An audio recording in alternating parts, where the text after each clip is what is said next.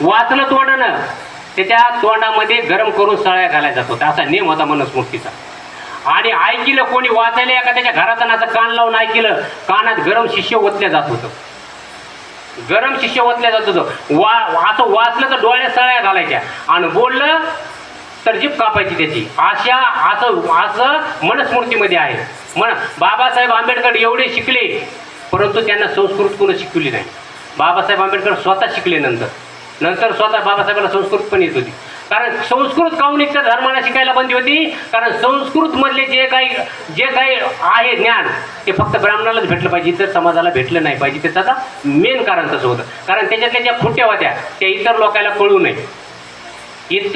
कळू नये, म्हणून तो नियम केलेला होता.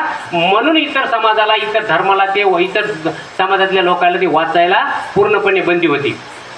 मग असं मनुस्मृतीमध्ये लिहिलेलं असल्यामुळे ती बंदी होती आणि ती एक प्रथा चालत आली. म्हणून त्याने काही कल्पना मांडल्या. आद्यमर्शन, प्रजापती, मरिष्ठी हे काय आहे?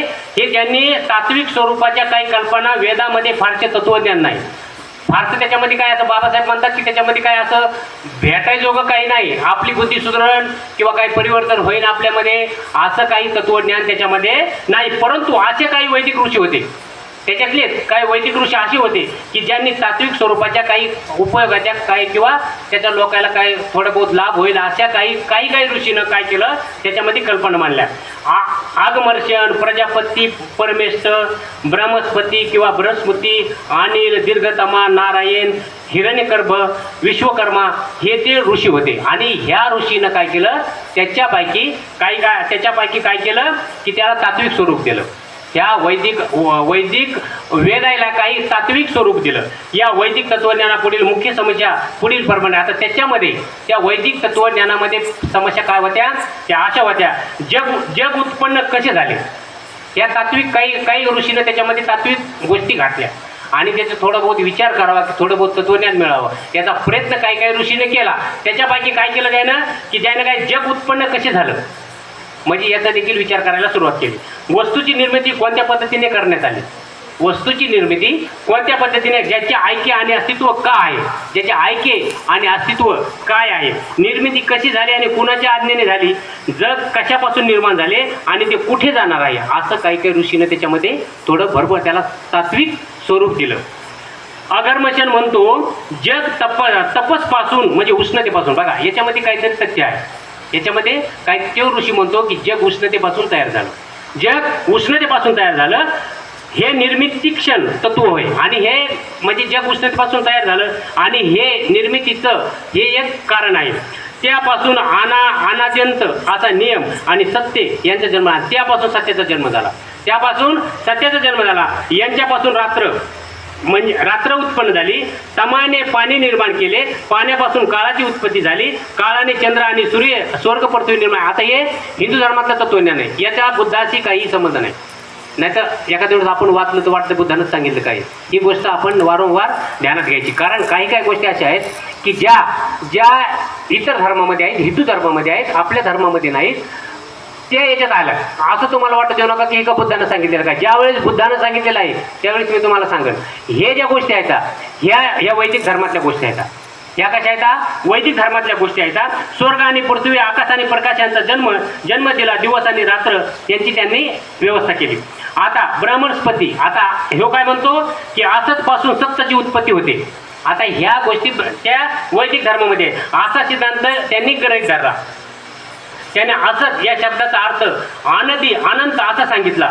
सत्य हे मूलतः असत्य उत्पन्न झाले. हे सत्य म्हणजे अस्तित्व असलेले सत्य म्हणजे अस्तित्व असलेले किंवा इथं सध्या असलेलं. आणि हे जे शक्य आहे तरी ते असत्य म्हणजे अस्तित्व नसलेले आहे. त्या सर्वांचा असत्य हा मूलाधार आहे. आता हे प्रत्येक ऋषीचं वेगवेगळं तत्वज्ञान आहे. प्रजापती परमेश्वर म्हणतो, काय म्हणतो? असत्यापासून सत्य निर्माण झाले काय, आणि या प्रश्नापासून सुरुवात केली. त्याचे म्हणणे असे की प्रश्नाचा प्रस्तुत विषयाशी संबंध नाही. आता ह्या गोष्टी कशामुळे बाबासाहेबांनी मुद्दाम पुस्तकामध्ये दिल्या की आपल्याला इतर धर्माचंही आपल्याला ज्ञान व्हावं. इतर धर्मामध्ये काय तत्वज्ञान आहे, इतर धर्म काय सांगतो. आता कधी कधी लोकांना विचार पडतो की बाबासाहेबांनी त्या काळात लोक बाबासाहेबांना प्रश्न विचारले की तुम्ही अगोदर झालं ना आपल्या प्रस्तावनेत, तुम्ही बुद्ध धर्मच का स्वीकारला, तुम्ही बुद्ध धर्मच का स्वीकारला. काय म्हणत उगाच बाबासाहेब हिंदू धर्म सोडायले, आपलेच बरं आपलेच लोक म्हणायचे, काय म्हणायचे बाबासाहेब उगाच हिंदू धर्म सोडायले. नाही तर म्हणे जर हिंदू धर्म नाही सोडला तर आपलं किती उत्पन्न, आपण महारपण सोडल्यामुळं आपलं उत्पन्न किती घटायले. त्याचे उत्पन्न कोणतं होतं माहिती आहे का, आम्ही ढोरं वडतो त्याच्या कातड्यापासून मिळणारं उत्पन्न, त्याच्या शिंगापासून मिळणारं उत्पन्न, हे उत्पन्न बाबासाहेब आमचं कमी करायले. आणि मग सावरकर बाबासाहेबाला म्हणले की बाबासाहेब काय करायले, त्याच्या समाजाचं उत्पन्न कमी करायले, त्याला ते 4-2 रुपये भेटतात ते त्याचे कमी व्हायले. तर बाबासाहेब आंबेडकर म्हणले होते तुम्हाला मी त्याच्यापेक्षा दुप्पट मेहनत देतो, दुप्पट मेहनत देतो, ते कामं तुम्ही करा, ते कामं तुम्ही करा. आता आमचे लोक ते करणार नाहीत. म्हणून ह्या गोष्टी आपल्याला कळाव्यात याच्यामध्ये किती थोतांड आहे. म्हणून बाबासाहेबांचा हा प्रयत्न आहे. परिवेष्टित जडत्व आणि चेतना यात भेद केला नाही. आता परिवेष्टी नाही, हा देखील एक ऋषीच आहे आणि त्यानं जडत्व आणि चेतना याच्यात भेद केला नाही. चेतना म्हणजे जिवंतपणाचं लक्षण आणि जडत्व म्हणजे जसं दगडासारखं लक्षण, असं म्हणजे याच्यामध्ये भेद केला नाही. त्याच्यामध्ये पाणी एका स्वाभाविक तत्वानुसार स्वतःचे रूपांतर विशिष्ट वस्तूमध्ये करून घेते, त्या तत्वाला काम किंवा वैश्विक विचार असे म्हणतात. आता हे जड असो पाणी असो, आता बुद्धाने काय सांगितलं, बुद्धाच्या तत्वज्ञानात आणि ह्या तत्वज्ञानात जमीन आसमानचा फरक आहे. बुद्धाने सांगितलं की जी गोष्ट तुमच्या 5 इंद्रियांना पटते, आपले इंद्रिय जे आपल्याला ज्ञान होणारे इंद्रिय किती आहेत विज्ञानामध्ये सांगितले तो आहे ना, बघ किती, कोणतं हां ना 3 झाले. हां हो ना, डोकं काय समजते, काय ज्ञान होते मेंदूपासून. 5 इंद्रिय कोणते आहेत तुला माहीत, 3च सांगितले. तुला कुठे माहीत, तुला हिला माहीत असेल. 5 इंद्रिय म्हणजे नाक, कान, डोळे किती झाले 3, आणि जीभ आणि त्वचा.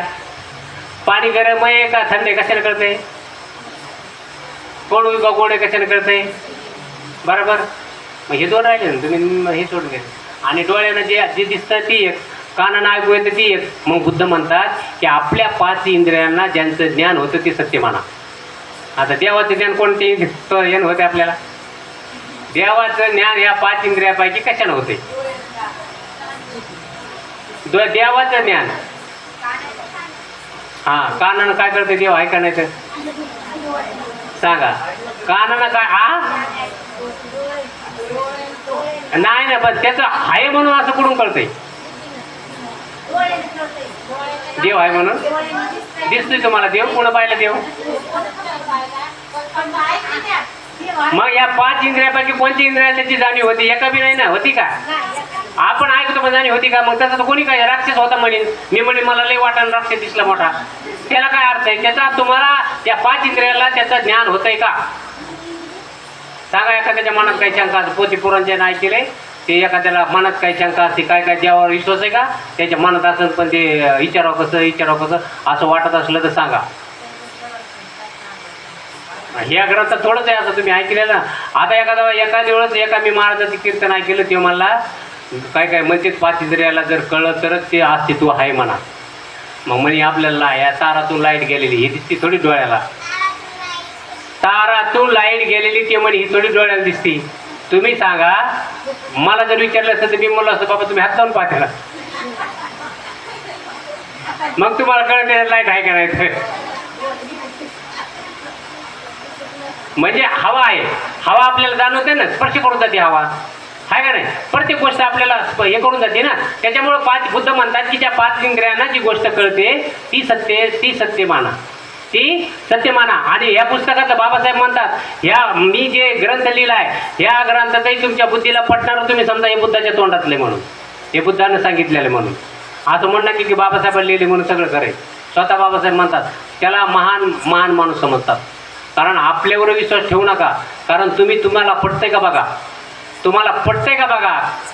म्हणजे दुसऱ्या साधू संतांसारखे बाबासाहेब नव्हते, बुद्धही नव्हते की मी जे सांगतो ते तुम्ही खरं माना. तसं बुद्धानं सांगितलं नाही, बाबासाहेबांना सांगलं नाही. तुमच्या बुद्धीला पटतंय का? पटत असलं तर आता हे वैदिक ऋषी हे जगाची निर्मिती सांगायले म्हणजे कशी झाली. आणि आता दीर्घतम याने सांगितले की सर्व प्राणी मात्र शेवटी सूर्यावर अवलंबून असतात. सर्व प्राणी मात्र, आता याच्यामध्ये तुम्हाला थोडं बहुत ते वाटायले का नाही? कारण सूर्यापासून बघा, सूर्य जर उगवाला नाही माणसं राहतील का?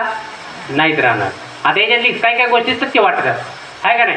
म्हणजे तो काय म्हणतो दीर्घतम यानं काय सांगितलं की सर्व प्राणी मात्र शेवटी सूर्यावर अवलंबून आहे. हे आपण मान्य करू शकतो. कारण सूर्यप्रकाश जर नसाल तर धन पण वाढत नाही. धन पण सूर्यप्रकाश एका बघा ज्यावर लावा त्यावरून टोपलं का वाढते का बघा? कशामुळे ना वाढत? सूर्यप्रकाश भेटत नाही मग आहे का नाही? त्याच्यामुळे सूर्य हे याच्यामध्ये सत्य आहे. आता स्वतःच्या स्वाभाविक सामर्थ्याचा आधार असलेला आणि त्यावर हालचाल करणारा सूर्य पुढे मागं सरकत असतो. आता पुन्हा त्याने सांगितलं. आता बघा वरच्या वरी तत्वज्ञान वाढायला. अमेरिकेमध्ये गॅलिलिओ नावाचा एक तत्ववेत्ता होता ख्रिश्चन धर्माचा, गॅलिलिओ. त्याचं नाव होतं गॅलिलिओ. त्या ह्या घरातच नाही बरं, नाही तुम्हाला वाटत याच्यात ते काय मी तुम्हाला सांगायलोय. गॅलिलिओ म्हणला की पृथ्वी म्हणजे गोल आहे. गॅलिलिओ काय म्हणला? पृथ्वी गोल आहे. गोल आहे म्हणून ख्रिश्चन लोक आहे ना त्याला सुळावर डाकून टाकलं घरात की तो खोटं बोलायला म्हणून. तसा आपला बुद्ध धर्म तसा नाही. बुद्ध धर्मात एखादा म्हणला असा त्याच्यातली सत्यता शोधून काढली असती. बुद्ध धर्म सांगतो की कोणी त्याच्यातली सत्यता शोधून काढा. त्याने सांगितलं, त्यानं फक्त म्हणला गॅलिलिओ की पृथ्वी गोल आहे. गोल आहे म्हणून ख्रिश्चन धर्माने त्याला सजा दिली की तू का म्हणजे आमच्या येशूचा अपमान व्हायला आहे ना, तू पृथ्वी तो पाहिलीस का असं तसं तो म्हणला. परंतु आता विज्ञान काय सांगते? पृथ्वी गोलच आहे. आता त्याची सत्यता आता पटली. म्हणजे याचा अर्थ तो काय त्याचं तो बोललेला काय खोटं होतं का? नव्हतं. पण तरी त्यावेळेस ज्ञान नसल्यामुळे त्याला ती सजा दिली. म्हणून प्रत्येक गोष्टीतलं तत्वज्ञान पाहिलं पाहिजे. पूर्वीच्या थोडा बहुत कारण विज्ञान एवढं प्रगत नव्हतं. बुद्धाच्या काळामध्ये विज्ञान एवढं प्रगत नव्हतं. काय काय बुद्धाने गोष्टी सांगितलेल्या सत्य आहेत, पण थोड्या बहुत त्याच्यात दुरुस्तीही करावी लागली किंवा होणं शक्य आहे. पहिले भंतीजीला वाहनामधून पहिले जात नव्हते, पायी चालायचे. त्याला चारिका म्हणे. आता भंतीजी मोटरसायकलवर फिरायले. म्हणजे भंतीजीने मोटरसायकलवर का फिरू नये का? फिरायला पाहिजे ना. कारण धम्मप्रचार वाढन कसा? पूर्वी साधनं होते म्हणून ते पायी फिरायचे. आता ते भंतीजी मोटरसायकलवर फिरले ते याच्यामध्ये काही गुन्हा आहे का? गुन्हा नाही. कारण आताचं जग बदललेलं आहे. काळानुसार बदल आवश्यक आहे. काळानुसार जगाने बदललं पाहिजे. आणि जग जर काळानुसार नाही बदललं तर मग जग थांबणच. आणि लेकरू बापापेक्षा हुशार झालंच पाहिजे. बापाची जर झेरॉक्स कॉपी झाली तर जग पुढे जायचंच नाही. लेक बापापेक्षा हुशार झाला पाहिजे. लेक बापापेक्षा हुशार झाला पाहिजे. आणि त्याच्यामध्ये बदल हा होत असतो. सूर्य करड्या रंगाच्या पदार्थांचा बनलेला असतो आणि विद्युत आणि अग्नी ही देखील त्याचप्रमाणे बनलेली असते. तो सांगतो की सूर्य करड्या रंगाचा बनलेला आहे आणि विद्युत आणि अग्नी देखील तशीच आहे. सूर्य, विद्युत आणि अग्नी हे पदार्थ पाण्याचे बीज होत. सूर्य, विद्युत आणि अग्नी हे पदार्थ पाण्याचे बीज होत. पाणी हे वनस्पतीचे बीज आहे. पाणी हे याप्रमाणे दीर्घतम यांचे विचार होते. आता याचे हे विचार त्याचे ते स्वतःचं त्याचं मत आहे. नारायणाच्या मतानुसार पुरुष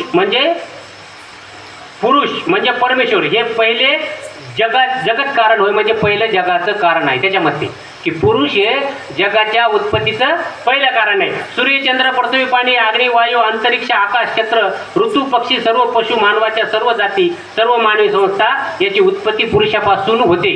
तो असं म्हणतो. याला सत्यता आपण आपल्या बुद्धीवर बघायचं आणि बुद्धाने नंतर बुद्ध काय सांगतात ते ऐकायचं. हे फक्त हिंदू धर्माच्या ऋषीचे तत्वज्ञान आहे.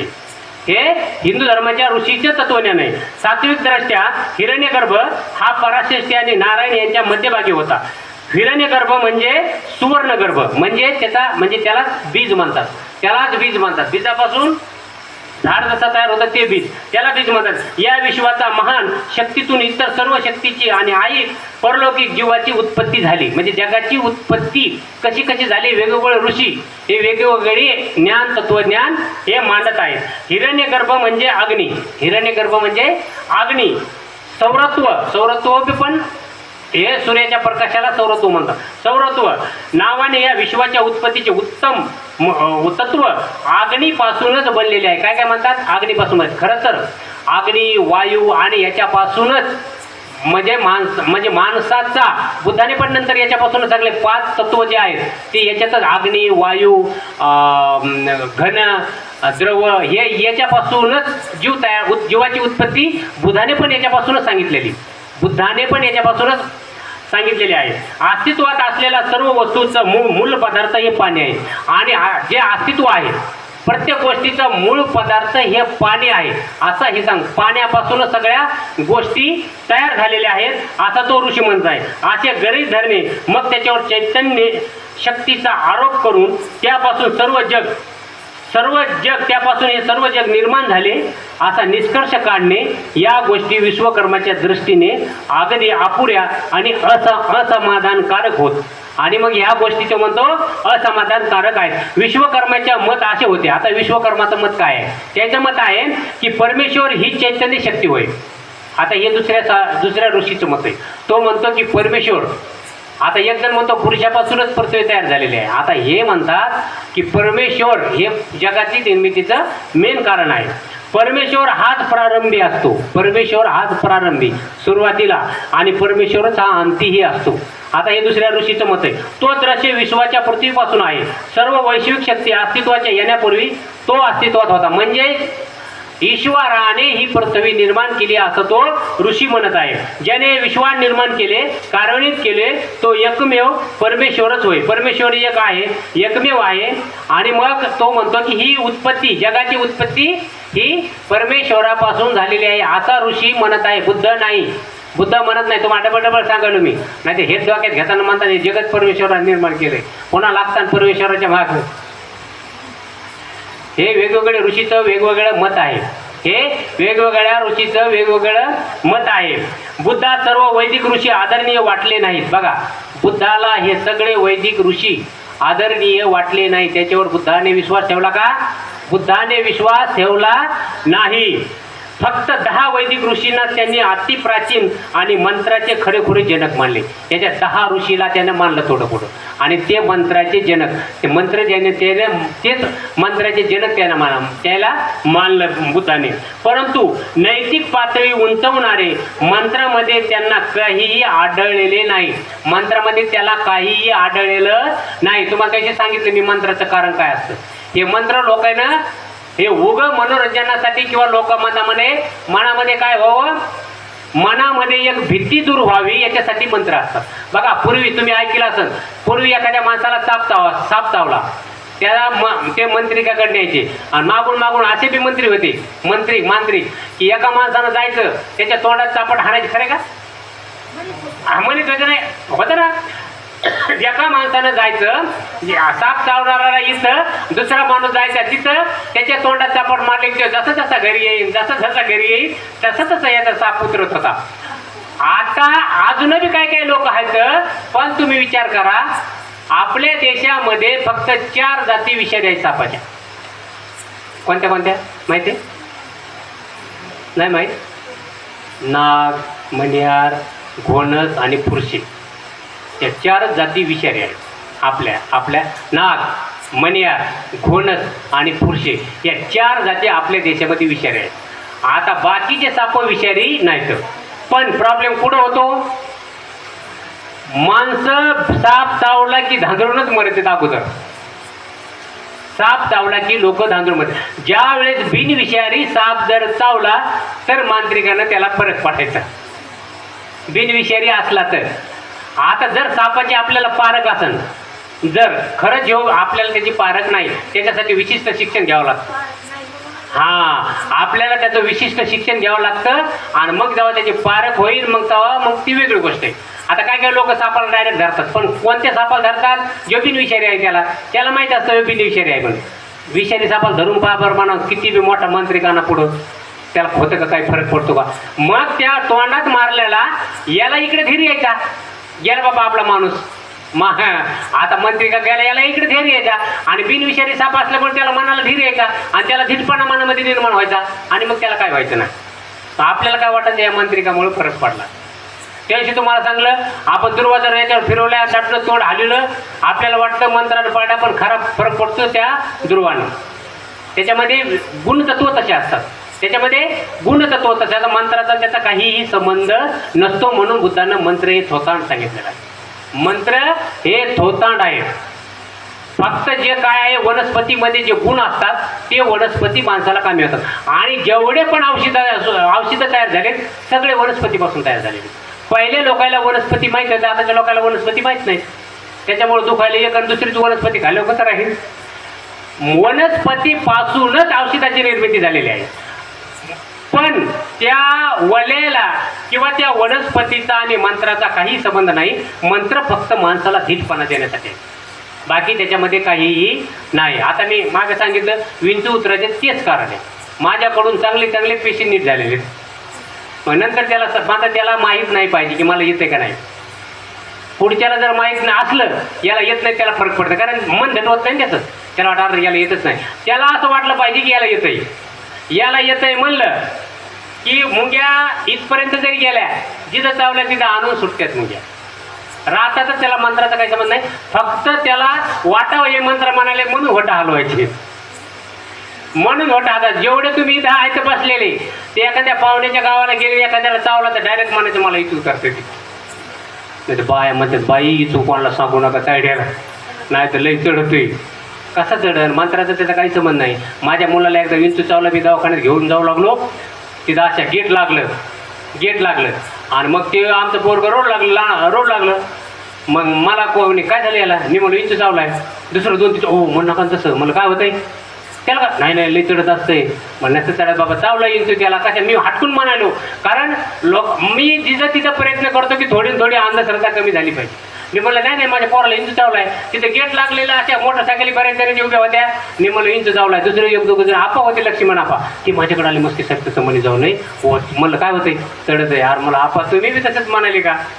कुठं म्हणले ना कुठं चढत असतो का? कारण आपण तर्क लावला पाहिजे, आपण तर्क लावला पाहिजे. बुद्धानं सांगितलेलं कोणाही. आता बघा ना आपल्या मनाला आपल्या पटते का बरं? खरं सांग. एखाद्या माणसाला इंचू चावलाय आणि आपण म्हणलं माझी आई मला म्हणायची तू नको बाबा शिकू, तो एखादा म्हणायचा उलटा तर चढायचा. माझ्या आईने शेवटपर्यंत मला शिकवले नाही, फक्त शिकवले मिठाची. मग मिठाची शिकवले तर मला लक्षात आलं की हे याच्यात काहीच नाही, याच्यात ज्ञानच नाही. मग माझ्या लक्षात आलं की याच्यामध्ये काहीही सत्य नाही, काहीच सत्य नाही. कशामुळे मी तर्क लावला? एक बाई तिला सकाळचेच मंत्र यायचे आणि मी गावामध्ये ग्रंथ सुरू केला आणि बायाला गीतं शिकविले. तिला एक गाणं पाठवायला महिन्याभर. मी मला हिला एवढे मंत्र कसं काय पाठवत? आता मंत्र एवढे अवघड, हिला एवढे साधं बाबासाहेबाचं गाणं हिला पाठवायला एवढे मंत्र हिला कसं काय पाठ झाले? म्हणजे याचा अर्थ मंत्रामध्ये काही सत्य नाही, ही फक्त हट झाली. मला आपणही तसा प्रयोग करून पाहावा. ज्याने ऐकलेलं नाही माझं डबल एकदा सांगतो, खरं खोटं नाही सांगायलो. आपण थापा मारत नाही, मी थापा मारत नाही, कारण ग्रंथ बुद्धाचा वाचवलं बुद्धविहारात आहे. मी थापा मारत नाही. मला वाटलं मला प्रयोग करावा. मला माझ्या आईनं मिठाची नाही उसनीचे मंत्र शिकवून द्या. पुन्हा एकदा ध्यानात घ्या, उसण उतरायचे मंत्र शिकवले मी 10वी 11वीला असताना. सत्य सांगायलो, सत्य. तुमचा विश्वास याच्यावर ठेवू जाऊ नका आणि ठेवूच नका. मंत्र हे खोटे बघा. बुद्ध सांगायचे मंत्र विश्वास नाही म्हणून. मंत्र मला शिकवले, मंत्र उसण उतरायचे. परंतु मी 10वी 11वीला असल्यामुळे माझ्याकडे पेशंटच आहे ना. लेकर पोराकडे कोण चाललं पेशंट, त्याच्यावर कोण विश्वास धरायला? पेशंटच आहे ना. मग काय झालं, एकदा एका माणसाला परभणीकडचा होता, महिन्यानं आमच्या गावात होता, त्याला भरली उसण. मंत्र चालूच काय? मला वाटलं का मंत्र सुरू झाले तिकडे. मग त्याला भरली उसण. माझी चुलत भाऊजाई म्हणली आमच्या सुद्धा मानाला मी ती म्हणली उसण उतरता. मी मनात म्हणलं बरं झालं माझ्याकडे पेशंट आला. हो पाहिला नाही, मला पाहिजे होतं. मी लय दिवसानं वाट पाहू लागलो, माझ्याकडे पेशंटच आहे ना. म्हणलं बरं झालं अंगावर आला. त्यावेळेस आम्ही कॉलेजला असताना डर पिक्चरला फेमस झालेला होता. डर माहिती ना तुम्हाला? त्याच्यामध्ये एक गाणं होतं, जादू तेरी नजर. मला असं गाणं आवडायचं ते. पण मी काय केलं माझ्याकडे ते गाणं नाही म्हणलं. मी त्याला मला पाहिजे होतं खरंच राहतंय का. मी त्याला खरे मंत्र मारले. कारण मी 11वीला असताना मी बाबासाहेबांनी मी अभ्यासच केला नाही शाळाचा, फक्त बुद्ध फुले शाहू आंबेडकरांचेच पुस्तक वाचलं. वाचले, कारण 11वीला एवढा अभ्यास करावं नाही लागत. कोणी 11वीला लागली कोणी 11वीला काय एवढं टेन्शन घ्यायचं नाही का बरं? एवढं काय टेन्शन घ्यायचं काम नसतं 11वीला. मग मी पुस्तकं वाचली. मला पहिला माझा लय देवावर विश्वास होता. मी जीवाजीवाच्या वाऱ्या पण करत होतो 10वीला असताना, मला मी पास व्हावं म्हणून, कारण आम्हाला सांगायला कोण नव्हतं ना. आता मी तुम्हाला सांगायला जिंदाबाद आहे, काही अडचण झाल्यात आपल्याला विचारायचं, तेव्हा आम्हाला सांगायला कोण नव्हतं. मी जीवाजीवाच्या वाऱ्या पण केलेल्या रविवारी की मी पास व्हावं म्हणून चांगल्या मार्काने. पण नंतर 11वीला गेल्याच्या नंतर बुद्ध फुले शाहू आंबेडकर असा वाचले आणि मी म्हणलं याच्यात तर काहीच खरं नाही, हे सगळं थोटांड आहे, हे सगळं थोटांड आहे. आणि मग काय केलं, आता मंत्र तर शिकलो, म्हणलं आता याच्यावर खरे खरे मंत्र, आपल्याला मंत्र बघायचे ते खरेच का खोटे, आपण प्रयोग केला पाहिजे. आपण मनात विश्वास नाही ठेवायचा पण प्रयोग करायचा. मग मी खरे खरे मंत्र म्हणलं, आता पाठ नाही तर मला म्हणायला लावतात मंत्र, मला आता पाठ नाही. मग काय केलं, मी त्याच्यावर खरे खरे मंत्र म्हणलं, याला फरक पडते का नाही. अहो ते दुसऱ्या दिवशी सकाळी आला, मला बाबू काय ते हाताला गुण आहे, ते मला म्हणलं ना बाबू ते हाताला काय गुण आहे. मी खोटं नाही सांगत, मला 15 दिवस झोप आहे ना. कशामुळे झोप आहे ना, की बाबासाहेब नाही की बाबासाहेब सांगते खरं का, हे खरं मंत्र. मी तर बाबासाहेब मी बुद्ध वाचले, हे सगळं थोतांड, या माणसाला कसं काय फरक पडला, मला खरं झोप आहे ना बरं, असं मला वाटलं लागलं. मला कधी कधी दुसरं पिच्ची दे. मग काय झालं, 8-15 दिवसाला माझ्या चुलत भावाला उचल भरली. ते मला सुद्धा ते फलाना माणूस मला ते हाताला लेगू नाही, उतर बरं मग उचल. मग म्हणलं आता याच्यावर आपण प्रयोग करायचा. मग त्याला म्हणलं, मला माहीत होतं कशी उतरायची, इकडं तोंड करायचं, डायरेक्ट म्हणलं जादू तेरी. पण मनातली मनात म्हणलं, नाही तर म्हणल्यावर तर ते मनाचा होय तिकडं, मनातली मनात म्हणलं जादू तेरी असं म्हणलं. मंत्रात सांगितलं, छो केलं 2-3 बऱ्या, म्हणलं आता याला फरक पडतो का नाही बघायचं. खोटं नाही सांगत. सकाळी म्हणलं काय जमते, हाताला गुन्हे.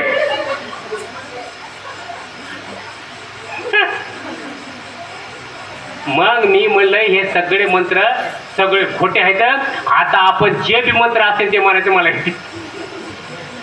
खोटं नाही सांगत. आमच्या इथं मी 3 पेशंट नीट केली. एका माणसानं हिच्या एवढी पोरगी खांद्यावर उचलून आणली माझ्याकडे. त्याला कोणतरी चांगलं मला येतेच, हिच्या एवढी पोरगी खांद्यावर तिला चालता येईना, आम्ही हिचं उतरला की ती चलत गेली वापस. ती मग मोठी झाली, जरा 1-2 वर्षाला मी मला म्हणली तुम्ही विचारू उतार, मला म्हणलं मला इचुकीचं उतार. ती आजोबा विश्वास धरीत आहे, आमच्या घरच्याची मदतनीस आहे अंगणवाडीवर, ती आजोबा विश्वास धरीत आहे. तिचा मी 3दा उतरलाय. ती आमच्या बायकोनं म्हणली तुझ्या नवऱ्याच्या हाताला लई गुण. तिला मी डबल सांगलं मला मंत्र येत नाही. ती म्हणे काही म्हणा तुम्हाला येतेच, खोटं सांगालो. ती दवाखान्यातून जाऊन आली तरी बी मंत्र म्हणावं लागते.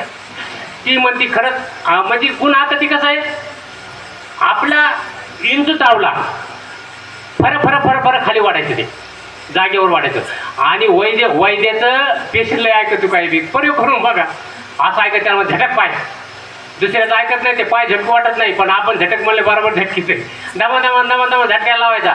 डबल माणसे मुंग्या खाली येतात पण आपल्याला वाटतं मंत्राने येतात, पण मंत्राचा त्याचा काही संबंध नाही. हे पक्क ध्यानात धरा, मंत्राचा काही संबंध नाही. दुसऱ्या गावात इथं कोणाचा उतरू नका, दुसऱ्या गावात उतरा, नाही फरक पडला तर मला काय म्हणा, फक्त तुम्हाला उतरता आला पाहिजे.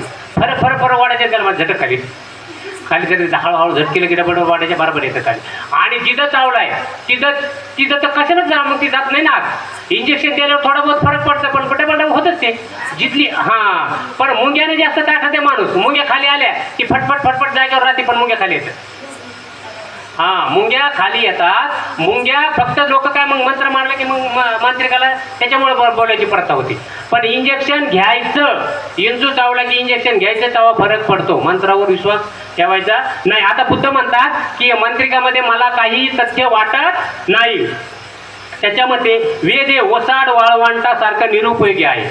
वेद हे वसाड वाळवंटासारखं, वाळवंटामध्ये काही येतं का, धनधान्य काही येत नाही, ते निरुपयोगी असतं. म्हणून ज्यापासून काही शिकता येईल अशा मंत्रात काही नसल्यामुळे बुद्धांनी मंत्र बाजूला सारले.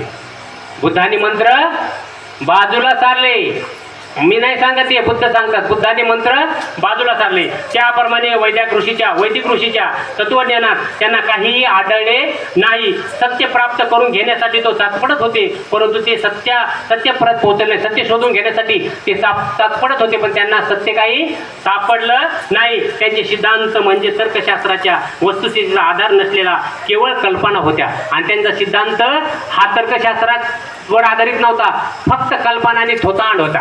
फक्त कल्पना आणि थोतांड. तत्वज्ञानात ज्यांनी जी भर घातली, जिच्यामुळे कोणतीही सामाजिक मूल्य निर्माण झाली नाही, कुठलीही सामाजिक मूल्य निर्माण झाली नाही. कुठल्याही समाजाच्या काही गोष्टी उपयोगाच्या आहेत, त्याला ज्ञान त्याच्यापासून काहीतरी मिळेल, अशा काही गोष्टी तिथून घडलेल्या नाहीत. म्हणून वैदिक ऋषीचे तत्वज्ञानही निरुपयोगी म्हणून त्यांनी ते अमान्य केले. आता वैदिक ऋषीचे तत्वज्ञानही बुद्धाने शिकायचा प्रयत्न केला, त्यांच्याही काही गोष्टी शिकायचा प्रयत्न केला, मंत्र देखील शिकायचा प्रयत्न केला. नंतर त्यांनी ठरवलं की मंत्र हे थोतांड आहेत आणि त्यांनी ते वैदिक ऋषीचं देखील तत्वज्ञान त्यांनी निरुपयोगी मानलेलं आहे. आता तत्ववेत्ता कपिल बघा, कपिल वस्तू नगरी, बाबासाहेब म्हणतात कपिल वस्तू नगरी या कपिलाच्या नावावरून पडली असावा, असं बाबासाहेबाचा अंदाज आहे. ते नाही म्हणत असं इतिहासामध्ये त्याची नोंद आहे.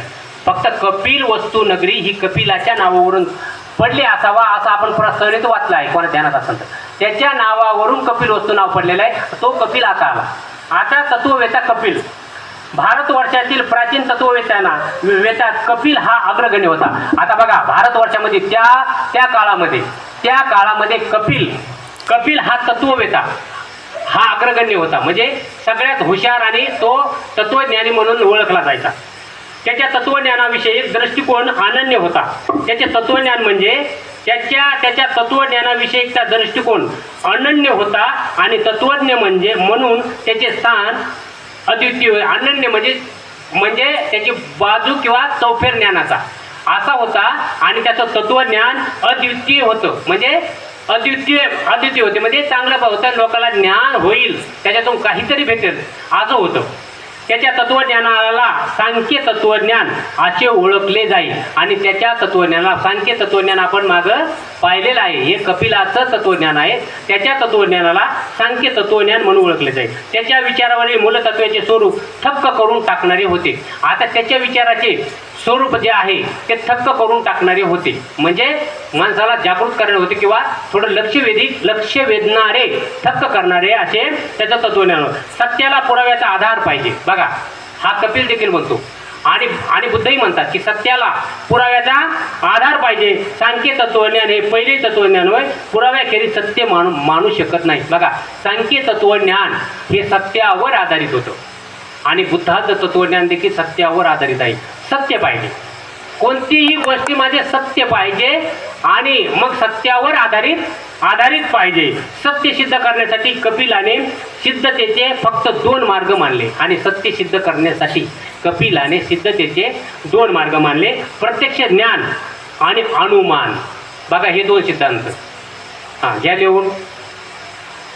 सत्य सिद्ध करण्याचे कपिलाने 2 मार्ग मानले. कोणते? प्रत्यक्ष ज्ञान आणि दुसरं अनुमान म्हणजे अनुमानही आपल्याला काढता आलं पाहिजे. अनुमान हे 2 मार्ग कोण सांगितलेले? कपिलाने सांगितलेले. कपिलाने सिद्धतेचे 2 मार्ग सांगितले, प्रत्यक्ष ज्ञान आणि अनुमान असे 2 मार्ग कपिलाने सांगितलेले आहेत. प्रत्यक्ष ज्ञान म्हणजे काय? समोरील वस्तूचे आपल्या मनाला होणारे आकलन. समोरची वस्तू आहे, सत्य काय आहे? समोरची वस्तू आहे, त्याचे म्हणजे प्रत्यक्ष ज्ञान म्हणजे आपल्या समोरील वस्तूचे आपल्या मनाला होणारे आकलन. आता बघा, आपण असं डोळे झाकून जर एखाद्या याला हात लावला तर आपण म्हणतो ही भिंत आहे. आपल्या मनाला ते सांगतं ही भिंत आहे. हातानं पाहिलं, त्वचानं पाहिलं की मनाला सांगतं, म्हणजे आपण प्रत्यक्ष पाहिलेले हे तत्वज्ञान आहे, प्रत्यक्ष. आणि हे याला काय म्हणतात? आकलन आणि अनुमान 3 प्रकारचे आहेत. आता अनुमान 3 प्रकारचे. हे कारणावरून कार्य ओळखणे. बघा, म्हणजे कारणावरून कार्य ओळखणे. जसे बघा, आपण काय म्हणाले ते कारणावरून कार्य ओळखणे. कार्यावरून कारण म्हणजे कारणावरून कार्य ओळखणे म्हणजे कसं, जर ढगाच्या अस्तित्वावरून पावसाचे आपण अनुमान काढतो. समजा आभाळ आलं, आपण म्हणतो पाऊस आज येणार आहे, लय आभाळ आलं की म्हणतो आपण काय म्हणतो, आभाळात पाऊस येतो. म्हणजे ढगाच्या अस्तित्वावरून पावसाचे आपण अनुमान काढू शकतो. आता हे झालं अनुमान आहे. पुन्हा दुसरं, कार्यावरून कारण ओळखणे म्हणजे जसे दरीतून वाहणाऱ्या ओहळाला पूर आल्यावरून डोंगरावरून पाऊस पडत असल्याचे आपण अनुमान काढतो. आता काय होतं, आपल्या एका नदीला पाणी आलं, आपण म्हणतो जालन्याकडले पाऊस झाला का म्हणून आपल्या नदीला पाणी आलं. आता हे काय, कार्यावरून कारण ओळखायचं. आता याचं कारण काय, नदीला पाणी आलं, कारण काय, जालन्याकडे पाऊस जास्त झाला, तिकडे पाऊस जास्त, म्हणून म्हणतात कार्यावरून कारण ओळखणे. आणि तिसरं, साम्य, जसे मनुष्य जेव्हा हालचाल करतो, माणूस जेव्हा हालचाल करतो तेव्हा तो जागा बदलत असतो असे आपण अनुमान काढतो. माणूस हालचाल करतो, आपण असं अनुमान काढतो की हे जागा बदलतो. याचप्रमाणे ज्या अर्थी तारे निरनिराळ्या ठिकाणी दिसतात त्या अर्थी त्यांना गती असली पाहिजे. मग बुद्धाने अनुमान काढलं, ज्या अर्थी तारे हे जागा बदलतात का नाही, बदलते तारे, जागा बदलते. चंद्र जागा नाही बदलत. आपण ते काय म्हणतात, ती कांडत असे 3 चांदण्या बघा, उन्हाळ्यामध्ये एक कडा असतात, पावसाळ्यात एक कडा असतात ना. आणि सकाळी दिवस निघताना आपला अंधार होता इकडं, तर दिवस मावळा तर इकडे जातात. म्हणजे हालचाल आहे का नाही त्याची, म्हणजे याचा अर्थ तारे हालचाल करतात. आता हे त्यावेळेचं अनुमान आहे. आता ते करतात का नाही करतात ते विज्ञान नंतर सांगते काय आहे, परंतु त्यावेळेचं अनुमान आहे त्याचं की याचा अर्थ तारे हालचाल करतात, कारण जागा बदलतात म्हणून त्याला वाटतं हालचाल करतात. हा, पृथ्वी हा काय आहे, नाही ग बाई तसं नाही बघा, ते तुला नंतर कळत. पृथ्वी फिरते, पृथ्वी हालचाल करते म्हणून ते दिसत नाही. चंद्र हालचाल करतो ना, सूर्य करत नाही. पृथ्वी आहे ना, पृथ्वी फिरती गोल म्हणून आपल्याला सूर्य वाटतं. तुम्हाला शिकले असेल ना, पृथ्वी सूर्य एका जागा उभा करतात आणि पृथ्वी फिरवतात. भूगोल, हां भूगोलमध्ये, भूगोल कवीच नाही, भूगोल हां शिकवलं असं नाही. पृथ्वी नाही झाली तुमचं तिथपर्यंत पावसाला नाही. हां मग पृथ्वी फिरत आहे ना, सूर्य नाही फिरत. हां ढगाचा त्याच्यात फरक आहे, ढगात आणि आभाळात फरक आहे, ढगा वेगळे. हां त्याप्रमाणे आता त्याचे दुसरे तत्व सृष्टीच्या उत्पत्ती संबंधीचे पण आहे. दुसरं तत्व काय आहे, दृष्टीच्या उत्पत्तीचं. आता मागाच्या ऋषीने सांगितलेलं आणि या कपिलाने सांगलेलं लय फरक आहे, जमीन आसमानचा. आणि त्याचे दुसरे तत्व सृष्टीच्या उत्पत्ती समज, सृष्टीची उत्पत्ती आणि तिचे कारण. या सृष्टीची उत्पत्ती म्हणजे पृथ्वीची किंवा ही सृष्टी जी आहे त्याची उत्पत्ती आणि कारण, हे विश्व निर्माण करणारा कोणीतरी निर्माता आहे, हा सिद्धांत कपिलाने अमान्य केला. बघा त्यावेळेस कपिलाने अमान्य केला, ह्या पृथ्वीचा उत्पत्ता कोणीतरी आहे हे कपिलाने अमान्य केला. ज्याप्रमाणे मातीतून मडके तयार होते किंवा सुतापासून कापड तयार होते, त्याप्रमाणे उत्पन्न वस्तूचे अस्तित्व पहिल्यापासूनच कारणात असते असे त्यांचे मत होते. बघा तो म्हणतो की याची उत्पत्ती कोणतरी केली याच्यावर हे नाही, परंतु मडक्यापासून मातीपासून मडकं तयार होतं. म्हणजे कोण्याही गोष्टीचं त्याचं काहीतरी मुळात काहीतरी कारण असतं. आता बघा कापड तयार होतं, त्याचं अस्तित्व कशात आहे, ताग्यामध्ये आहे. त्या ताग्यापासून कापड तयार होतं. म्हणजे कपिल काय म्हणतो, ज्याप्रमाणे मातीतून मडके तयार होते किंवा सुतापासून कापड तयार होते, त्याप्रमाणे उत्पन्न वस्तूचे अस्तित्व पहिल्यापासून कारणात असते. म्हणजे तागा आहे पहिल्यापासून, आणि तागा ज्याच्यापासून तयार होतो ते पण अस्तित्वात. कापड तयार होतं कापसापासून, आता कापसाचं अस्तित्व अगोदर आहे, त्याच्यापासून कापड तयार होतं. म्हणून कपिल म्हणतो की अस्तित्व पहिल्यापासून कारणात असते, म्हणून असं त्याचं मत होतं कपिलाचं. आता कपिलाचं मत, विश्व एखाद्या निर्मात्याने निर्माण केले हा सिद्धांत अमान्य करण्यासाठी कपिलाने पुढे केलेला हा पहिला आधार होय, जगातला पहिला आधार. बघा विज्ञानचं नंतर आलं, विज्ञान हे नंतर आलं, परंतु कपिल म्हणतो बघा जर हे तत्वज्ञान जर हिंदू धर्माच्या एखाद्या ऋषीनं असं सांगितलं असतं तर आता विज्ञानावर त्याचे फोटो आले असते, त्यांचे विज्ञानावर आले असते. परंतु हा बुद्ध तत्वज्ञान असल्यामुळं, बुद्ध धर्माचं तत्वज्ञान असल्यामुळं हे लोकांना जास्त विज्ञानामध्ये याचा उहापोह झाला नाही, परंतु विज्ञान निर्मिती होण्याच्या अगोदर कपिल होता. आणि ह्या कपिलानं त्यावेळी सांगितलं, काय सांगितलं की विश्व एखाद्या निर्मात्याने निर्माण केले हा सिद्धांत अमान्य करण्यासाठी कपिलाने पुढे केलेला हा पहिला आधार आहे. आता काय केला पहिला आधार, परंतु आपल्या मताच्या पुष्टार्थ त्याने इतरही काही आधार दिले, परंतु आपलं मत दुसऱ्याला सिद्ध करण्यासाठी, दुसऱ्याला त्याचं आकलन होण्यासाठी त्याचं काहीतरी त्याला सोडून सांगावं लागतं, काहीतरी उदाहरण द्यावं लागते.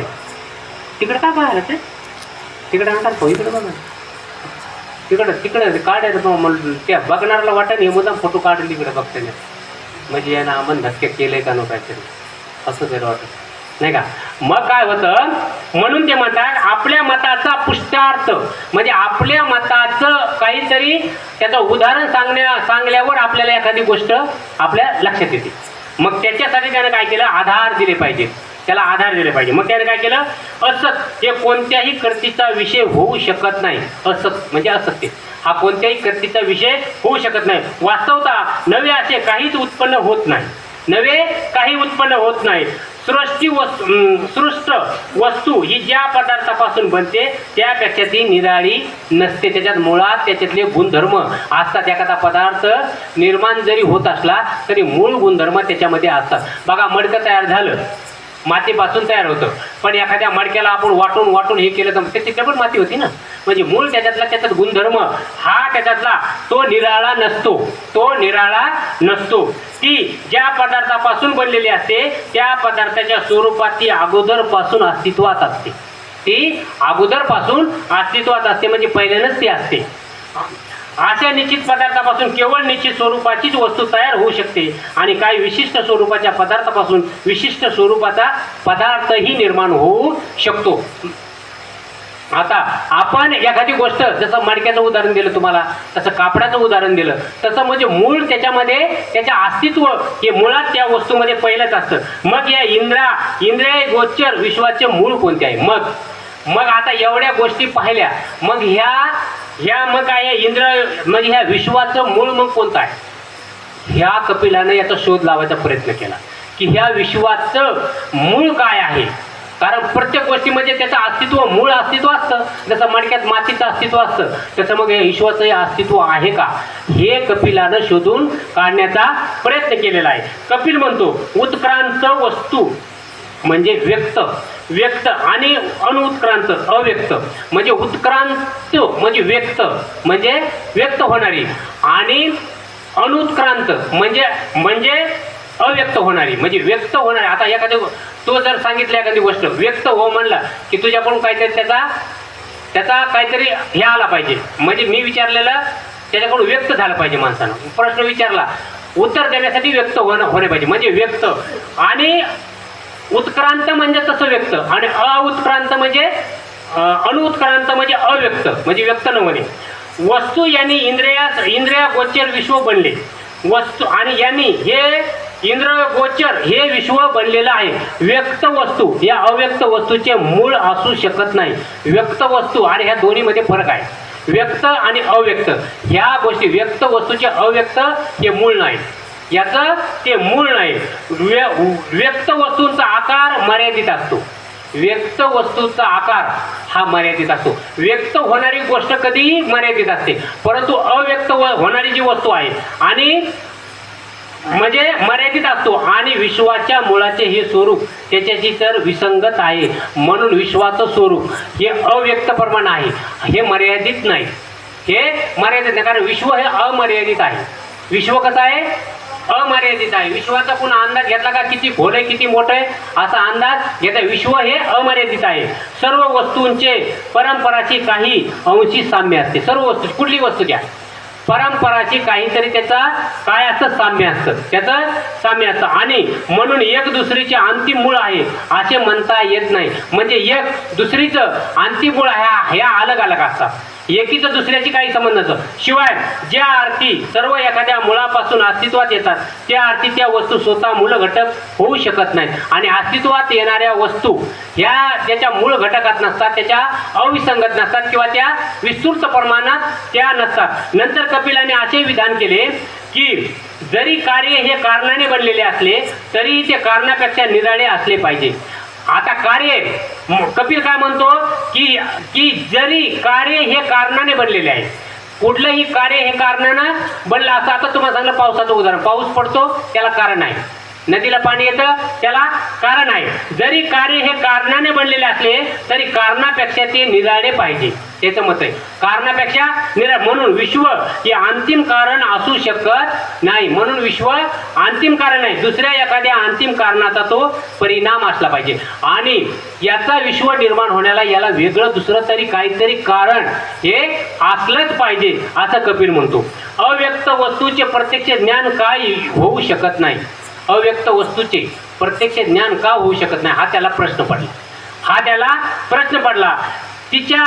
तिच्या योगे तिचे प्रत्यक्ष ज्ञान होईल अशी क्रिया इंद्रिया गोचर का होत नाही, याचे कपिलाने पुढील प्रमाणे उदाहरण दिलं. आता प्रत्यक्ष ज्ञान, एखाद्या गोष्टीचं प्रत्यक्ष ज्ञान होईल अशी क्रिया का होत नाही, एखाद्या गोष्टीचं प्रत्यक्ष ज्ञान का होत नाही, याची क्रिया का होत नाही, हा कपिलाने शोध लावलेला आहे.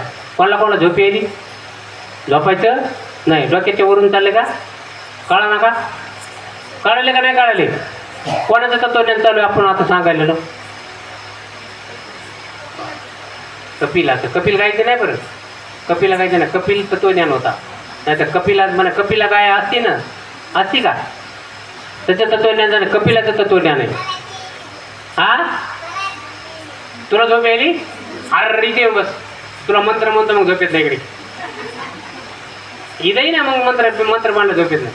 मंत्र खरे असतात का खोटे असतात, हां इकडे मग तुला झोप येत नाही. मग एकदा पाणी पाणी झोप येत, मम्मी जवळ गेले झोप, मम्मीचा आधार घ्यायचा नाही.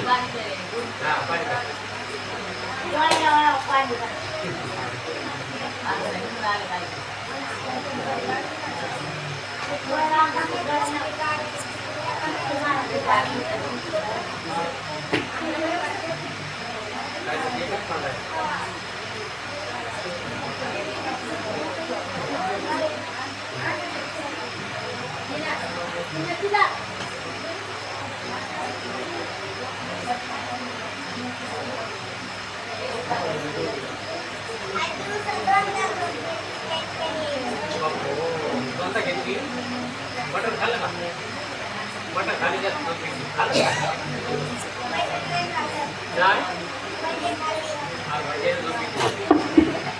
त्याच्यानं तुला झोप येईल भजी खालीच म्हणून.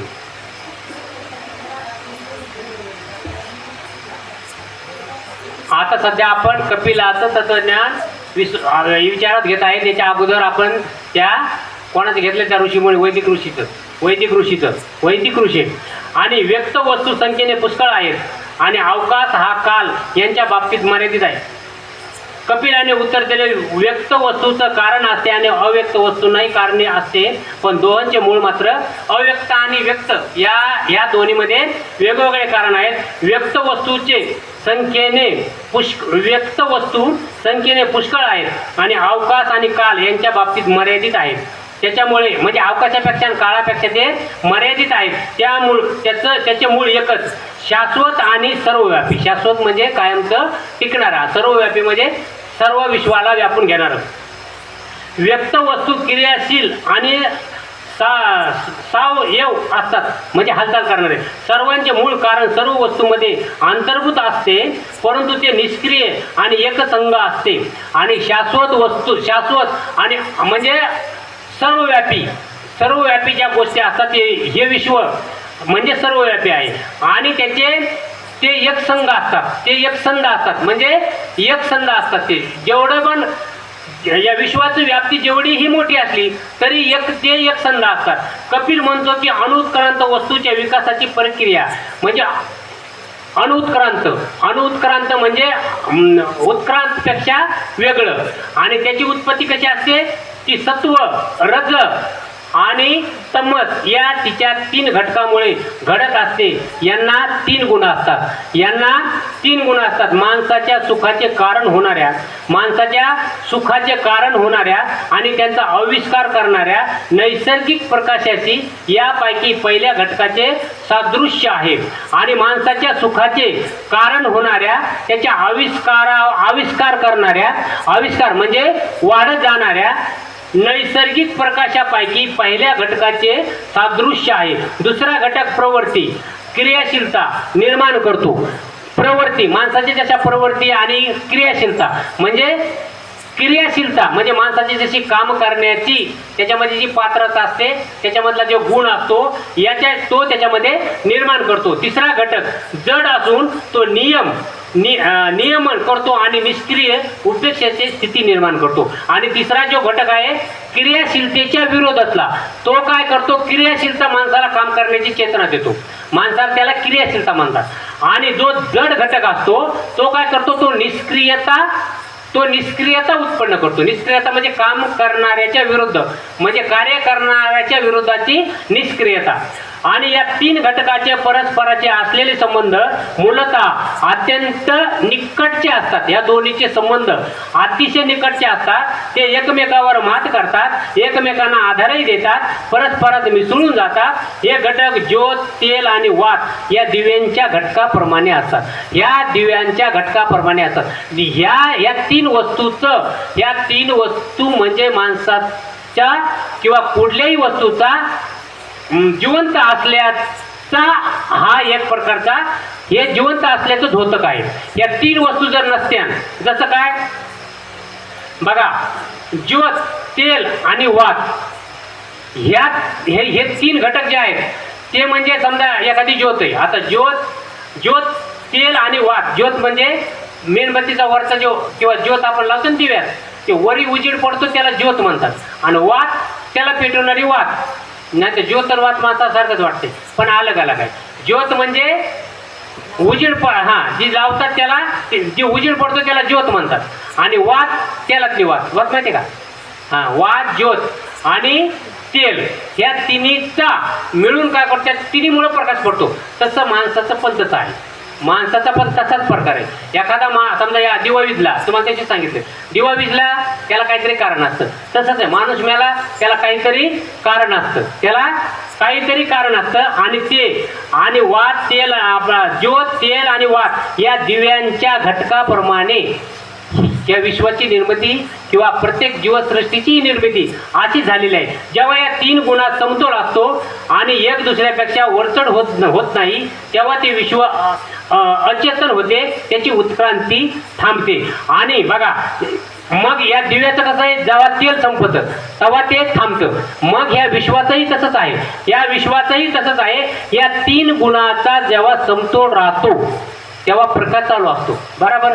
या 3 गुणाचा जेव्हा समतोल असतो तेव्हा प्रकाश चालू असतो. एखादं जर कमी जास्त प्रमाण झालं की काय होतं? मग ते वीज येतं किंवा दिवा विजतो. या विश्वाचंही किंवा इथल्या मनुष्य मात्राचंही तसंच आहे. याच्यातलं एक कमी प्रमाण झालं की ते थांबतं.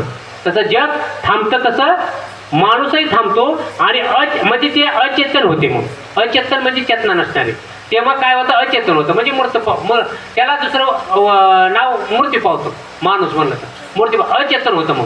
मग अशा प्रकारे आणि मग काय करते? त्याची उत्क्रांती थांबते, हालचाल थांबते, त्याच्यामध्ये उत्क्रांती होत नाही. आता माणूस मेला पुन्हा काय उत्क्रांती होणार आहे? संपूर्ण मुक्ती जात. म्हणून उत्क्रांती थांबते. जेव्हा या 3 गुणाचा समतोल नसतो आणि एक दुसऱ्यापेक्षा वरचढ होतो, तेव्हा हे विश्व सचेतन होते आणि त्याची उत्क्रांती सुरू होते. ज्यावेळेस त्यांचा समतोल असतो त्यावेळेस ती उत्क्रांती होत असते. जेव्हा समतोल बिघडतो तेव्हा ते अचेतन होते. गुणांचा समतोल का जातो या प्रश्नाला उत्तर देताना कपिल म्हणतो, दुःखाच्या अस्तित्वामुळे या 3 गुणांचा समतोल बिघडतो. आणि मग गुणांचा काय म्हणतो की गुणांचा असमतोल का जातो या प्रश्नाला उत्तर देताना कपिल म्हणतो, दुःखाच्या अस्तित्वामुळं या 3 गुणांचा समतोल बिघडतो. आता बघा, माणसाला दुःख झालं की या 3 गुणाचा समतोल बिघडतो. माणसातलं ह्या दिव्यातलं जशा 3 वस्तूमुळे दिवा उजेड असतो तसं माणसाचंही आहे. माणसाचं जर दुःख झालं, माणसाला दुःख झालं की त्याच्यातला समतोल बिघडत असतो. त्याच्यातला जसा दिव्यातला समतोल बिघडला की दिवा येतो, तसा माणसाचंही दुःख झालं की याच्यातल्या बी चेतनाचा समतोल बिघडतो आणि माणसाची चेतना थांबत असते. माणसाची चेतना थांबते, त्याचा समतोल बिघडतो. कपिलाच्या तत्वज्ञानातील हे असे सिद्धांत होते. आणि कपिलाच्या तत्वज्ञान, आता कपिलाचं तत्वज्ञान आपल्या बुद्धीला पटणारं आहे. एक अर्थ जर सोडलं तर 90% कपिलाचं तत्वज्ञान आपल्या बुद्धीला पटतं. आपल्या काय बाबासाहेबाच्याही बुद्धीला पटलं म्हणून आपल्याही बुद्धीला पटतं, कारण 90% तरी कपिलाचं तत्वज्ञान. पण त्या वैदिक ऋषीचं एक अर्थ जर सोडलं तर बाकी आपल्याला त्याचं तत्वज्ञान पटत नाही. पण कपिलाचं तसं नाही. कपिलाचं जवळजवळ जास्त तत्वज्ञान आपल्याला पटतं. 90% पटतं. सर्व तत्वज्ञानापैकी कपिल मुनीच्या तत्वज्ञानाचा बुद्धावर फार मोठा प्रभाव पडला. एवढे बुद्धाने एवढे तत्वज्ञान एवढा अभ्यास केला. आपण 3 दिवसांना ऐकलो ना, बुद्धाने किती ऋषीचा अभ्यास केला. सगळ्याला त्यांना नाकारलं, त्याचं तत्वज्ञान पटलं नाही. कपिलाचं तत्वज्ञान मात्र पटलं. कपिलाचं कोणतं तत्वज्ञान होतं? होय बघा, आता पाठ करायचं निसर्ग सांख्य तत्वज्ञान. कपिलाचं तत्वज्ञान बुद्धाला फार मोठा, त्या बुद्धावर प्रभाव पडला. ज्याची शिकवण तर्कशास्त्र, बघा कशामुळे पटला? त्याची शिकवणीमध्ये तर्क होता. तर्क आपण लावला पाहिजे. मी नेहमी सांगतो कुठल्याही गोष्टीला आपण तर्क लावला पाहिजे का नाही? 1990 का 92 बघा गणपती आपल्या देशात दूध पिऊ लागला का नाही? पिऊ लागला ना. होय, जन्माच्या अगोदर गणपती दूध पिऊ लागला आपल्या देशात.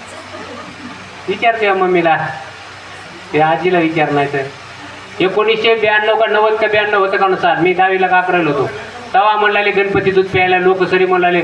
आणि गणपती मंदिरात जाऊ लोक कॅन्डी घेऊन जाऊ लागले. खरंच गणपती दूध पिऊ लागला. तर त्याचं खरं कारण काय होतं? मग तर्क कुणं लावलं नाही, फक्त लोक तर्क लावणारे आपल्या लोकांनी तर्क लावला. एकच काय प्यायले? मग मला इथे बी दूध पिती पाहता इथेला, मग इथे बी पाण्यात धरले की इथे बी दूध पिऊ लागली. मग मला गणपती भाजलेला असतो म्हणून ते दूध ओढून घेतात. म्हणजे हे झालं तर्कज्ञान आहे का नाही? हे झालं तर्कज्ञान. म्हणून बुद्धानं सांगितलं आपण तर्क लावला पाहिजे. इथेचा तुकडा कशामुळे घेतो? ते भाजलेला असतं म्हणून. आणि गणपती भाजलेला असतो पण नाही, कुंभार भाजूनच करतात ना, म्हणून गणपती दूध पिऊ लागला. कधी गणपती खरंच दूध नव्हता पिऊ लागला.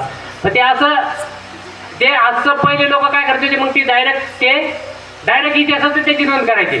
पण आता लोक हुशार झालेत. नाही म्हणजे याला कारण आहे.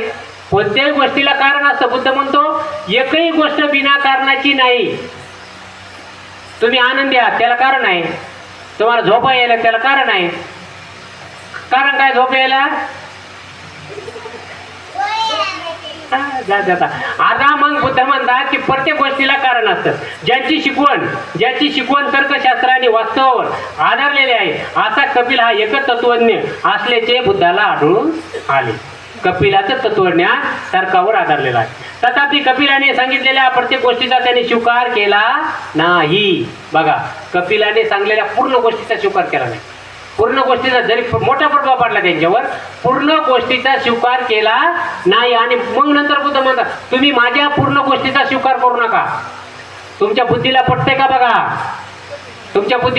बघा, तर त्याचा स्वीकार करा. मग त्याने पूर्ण गोष्टीचा स्वीकार केला नाही. बुद्धाने कपिलाच्या फक्त 3 गोष्टी ग्राह्य धरल्या. किती गोष्टी? बुद्धाने कपिलाच्या फक्त 3च गोष्टी ग्राह्य धरल्या, मान्य केल्या, ग्राह्य धरल्या. सत्य हे पुराव्याने सिद्ध झाले पाहिजे. बघा, सत्य हे पुराव्याने सिद्ध झाले पाहिजे व क्रियेला बुद्धिवादाचा आधार असला पाहिजे. आपली क्रिया करतो त्याला बुद्धिवादाचा आधार पाहिजे. बिना बुद्धीचं किंवा डोकं चालून क्रिया केली पाहिजे आपण, आहे का नाही? नाही तर शेगडी लावता शेगडी वरी टाकलेला आहे, काऊन लागाना म्हणून डायरेक्ट तार धरावा ठेव, धरला तर काय होईल? शाट बसन. म्हणून बुद्धी वापरून क्रिया करायची. हे जे उदाहरण, हे साधं उदाहरण आहे. म्हणजे कुठलीही गोष्ट बुद्धी वापरून क्रिया करायची त्यांनी मान्य केले आणि आधार असला पाहिजे. आणि त्यांनी मान्य केले देव अस्तित्वात आहे किंवा त्यांनी विश्व निर्माण केले. जे गृहीत धरण्यास तर्कशास्त्राचा किंवा वस्तुस्थितीचा कोणताही आधार नाही हे त्यांनी मान्य केलं. बघा, जगामध्ये ही देव अस्तित्वात आहे किंवा त्याचे अस्तित्व निर्माण त्याने हे विश्व निर्माण केले हे गृहीत धरण्यास तर्कशास्त्राचा किंवा वस्तुस्थितीचा कोणताही आधार नाही. कोणताही वस्तुस्थितीचा आधार नाही, तर्कशास्त्राचा आधार नाही. म्हणून त्याने काय केलं, मग आधार नाही हे त्यांनी मान्य केलं बुद्धाने, कारण याला आधारच नाही. आणि जगात दुःख आहे हे त्यांनी मान्य केलं. जगात दुःख आहे का नाही? जगात दुःखाला कारण आहे का नाही? दुःखावर उपाय आहे का नाही? त्याच्याकडे जाण्याचा मार्ग आहे का नाही? हे काय बुद्धाचं? हे काय बुद्धाचं? हे काय बुद्धाचं? कविता त्यांनी आल्या मग काय बुद्धाचं? हे आपल्या तुम्हाला आर्य सत्य हा आर्य सत्य. जगात दुःख आहे, दुःखाला कारण आहे, आर्य सत्य त्याच्यावर उपाय आहे, त्याच्याकडे जायचा मार्ग आहे. हे बुद्धाचं आर्य सत्य आहे. हे ध्यानात धरा. एवढे लोक विचारला लढे फुकिले सोनारे इकडून तिकडे गेरे वारे असं करू नका. आणि मग जगात दुःख आहे हे त्यांनी मान्य केलं. कपिल वस्तूच्या शिकवणीतील बाकीचा भाग आपल्या उद्दिष्टाच्या दृष्टीने अनावश्यक म्हणून त्यांनी सोडून दिला. फक्त 3 गोष्टी मानल्या. आणि बाकीचं कपिलाचं देखील एवढा मोठा तत्वज्ञ असून ते कपिलाचं देखील त्यानं बाकीच्या तत्वज्ञान सोडून दिलं. काही गोष्टी मान्य त्याने केलेल्या आहेत. म्हणा तथागत गौतम बुद्धांचा म्हणा तथागत गौतम बुद्धांचा, चक्रवर्ती सम्राट अशोकांचा, चक्रवर्ती सम्राट अशोकांचा, म्हणा छत्रपती शिवाजी महाराजांचा, राष्ट्रपिता महात्मा ज्योतिबा फुलेंचा, राजर्षी शाहू महाराजांचा, डॉक्टर बाबासाहेब आंबेडकरांचा, अण्णाभाऊ साठेंचा, सूर्यपुत्र भैयासाहेब आंबेडकरांचा, महामातेचा, माता यशोधरेचा, राजमाता जिजाऊंचा, क्रांतिज्योती सावित्रीबाई फुलेंचा, माता भीमाईचा, माता रमाईचा आणि तुमचा देखील.